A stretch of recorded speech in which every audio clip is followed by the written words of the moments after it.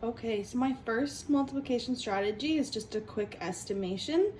I'm going to start with my 14 times 32. I'm going to change this one to a friendlier number of 15 and change this one to a friendlier number of 30. I know that I can go 10 times 30, which equals 300. And I can take the 5 and multiply it by 30, which equals 150. Add these together, and that gives me 450 for my estimation. For my next multiplication strategy, I'm going to be doing a concrete strategy. So I've laid out my 14 times 32. I have a rod here for 10, and I have 4 units here for 4. I have 3 rods here for 30, and 2 units here for 2.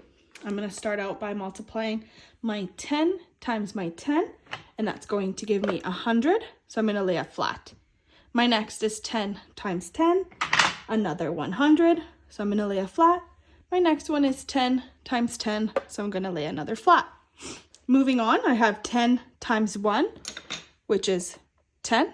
I have another 10 times 1, which is 10. Over here, I have a 10 times 1. I have a 10 times 1. I have a 10 times 1. And then I have a 1 times 1 and a 1 times 1. I'm going to repeat this process for the next 3 because it is the same. 1 times 1, 1 times 1, 1 times 10, 1 times 10, 1 times 10, 1 times 1, 1 times 1, 1 times 10, 1 times 10. For my final one, I will have to draw this one. 1 times 10, 1 times 1, and 1 times 1.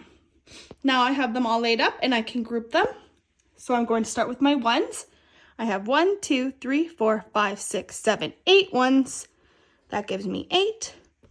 Next for my tens, I have 1, 2, 3, 4, 5, 6, 7, 8, 9, 10, 11, 12, 13, 14.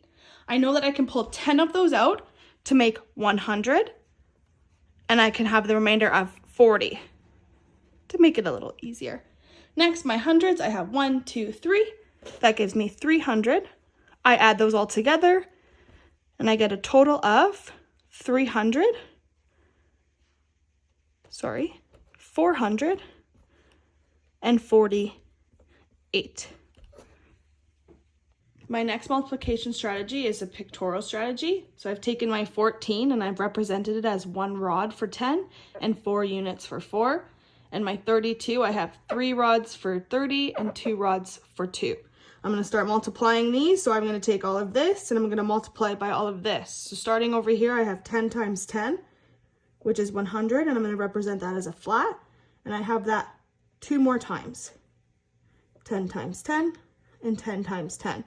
Now I have 10 times 1, which is 10. 10 times 1, which is 10. Whoops. Now I go over here and I'm going to do this way. Our next section. So I have 1 times 10, which is 10. 1 times 10, which is 10. 1 times 10, which is 10. 1 times 1, which is 1. 1 times 1, which is 1. And we can see that we're going to repeat this process 3 more times.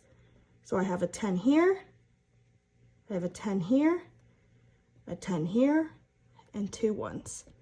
Now I can repeat this 2 more times. A 10 here, 10 here, a 10 here, and 2 ones. Last time, 10, 10, 10, and 2 ones. Starting to look like circles. So now I have all of my numbers counted for, and I'm going to combine them into their numbers. So I have 1, 2, 3 flats. So I'm over here, I'm going to write 300. Now I'm going to count my rods. I have 1, 2, 3, 4, 5, 6, 7, 8, 9, 10, 11, 12, 13, 14. And I know that 10 rods is 100. So I'm going to take 10 of these out. 1, 2, 3, 4, 5, 6, 7, 8, 9, 10, and that's going to be another 100. And I'm left with 4 rods, which is 40. And I count my units, 2, 3, 4, 5, 6, 7, 8. Add those together, and I get a total of 448. For my symbolic strategy, I'm going to be using the box method. So I've taken my 14 and I've converted it into a 10 and a 4, and my 32 into a 30 and a 2. I'm going to multiply each box with each other. So I'm going to start here, and I have 10 times 30, which equals 300. I have 4 times 30, which equals 120. I have 10 times 2, which equals 20, and 4 times 2, which equals 8. I'm going to add these numbers together for a final product of 448. For my personal strategy in multiplication, I like to do a sort of crisscross or distributive strategy. So I'm going to take my 14 and I'm going to spread that out into a 10 and a 4. And then I'm going to take my 32 and spread it out into a 30 and a 2. Now I'm going to take my 10 and I'm going to multiply it by both numbers in my opposing side. So I have 10 times 30, 300, 10 times 2, 20. Now I'm going to take my 4 and then I'm going to multiply it by both numbers in my opposing side. So I have 4 times 30, which equals 120, and 4 times 2, which equals 8. Add those all together, and I get a final product of 448. When I look back and compare my estimation to my actual product, I see that I got 450 for my estimation, and my actual product was 448. I was only 2 digits off, which is pretty close. So this estimation strategy worked for me.